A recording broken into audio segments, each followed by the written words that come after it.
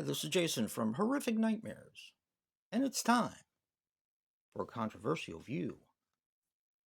Today, we're going to be talking about the Garbage Pail Kids movie. Yep. Okay, originally Joe and I were going to do this for a positive spin until we found out some interesting things about the Garbage Pail Kids movie. And the only thing I can say is wow. This was a first time watch for me. I had wanted to get the Scream Factory before it went out of print, just because that's I usually like to pick them up before they go out of print when I can. This one got past me, and I ended up finding the MGM DVD at my friend's flea market store. And it kind of sat in my collection. And Joe and I were going to do it for Positive Spin because it had a 2.7 on IMDb and a 2.2 on Rotten Tomatoes. And it is widely considered one of the worst movies ever made. Before we get into the controversy here, I wanted to tell you a few interesting things about the film. Now, John Carl Buechler, rest in peace, was originally slated to direct the film, and he was going to make it a straight up horror film where these baby dolls were, or kind of like Cabbage Patch Kids, of course, because they're Garbage Pail Kids, which they got sued for, by the way, to where these baby dolls got mixed up with some toxic waste and became the Garbage Pail Kids and became serial killers. I would have loved to have seen that. I still would. Don't think it's going to happen, but yeah. Now, of course, this was a flop. And like I said, it's one of the most hated movies ever. This was supposed to have William Zabka, who was basically the 80s bully. He played in a lot of those types of films, like The Karate Kid, Back to School, movies like that. And he was supposed to be cast as Juice, who is the leader of the bullies. I'm not really going to say much about the plot of this movie because I really don't know what to say. It's kind of all over the place. Now, of course, once again, before I get into the controversy, I don't exactly know what this movie was made for. Was it made for kids? Was it made for kids and adults? There's a lot of course, gross out humor, potty humor, um, which, kids can see that kind of stuff and be fine with it, as well as parents. But there had this really weird, creepy undertone to it. And that's kind of where the controversy comes in mind, although it's not exactly what you might think. The girl Tangerine in the film, who was liked by the boy Dodger, who I recognized right away from the Facts of Life. He played, I think he went to the school. He had something to do with the Facts of Life where he worked in their candy store, I believe. I think it was a candy store. And I kind of recognized him right away, but he liked this girl named Tangerine, who at the time, well, I'll say when the movie was released, she was 15 years old. Now, they put this girl in some very,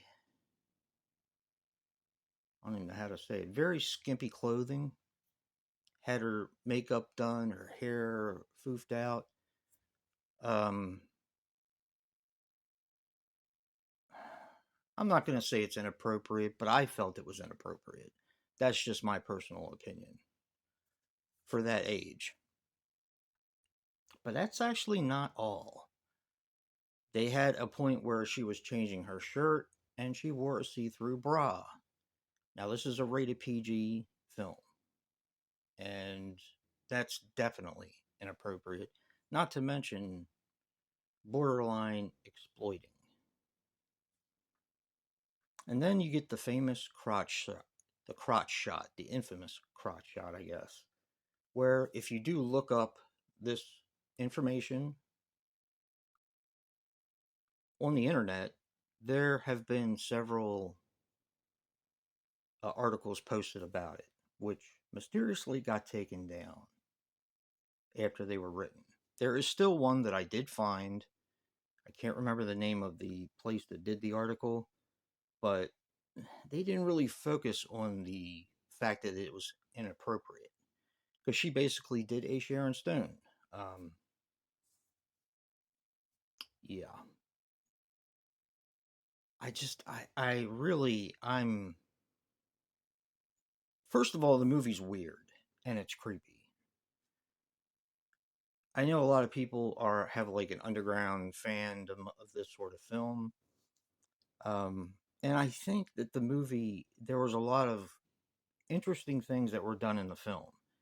The masks were a lot better than I thought they were going to be. Like I said, this was a first time watch for me, and I was kind of at the age when Garbage Pail Kids came around that I was kind of past that age. And Joe and I discussed it. I collected football cards mainly, but sports cards, not the Garbage Pail Kids and stuff. So never really had a reason to watch it. So this was a first time watch for me, and I'm just completely blown away by what they were able to get away with. And I wonder if that's why Scream Factory now gave up the rights and it's out of print. Because this is actually quite hard to find. The Scream Factory is pretty expensive. The VHS is pretty expensive, which I'm not a huge fan of the film, but my wife, we were at a thrift store and somebody had put a couple of VHS in the wrong spot in the houseware section, and my wife found them and said, "Do you want these?" And one of them was the Garbage Pail Kids movie, the VHS, which is now going for anywhere from $80 to $100 if you sell it.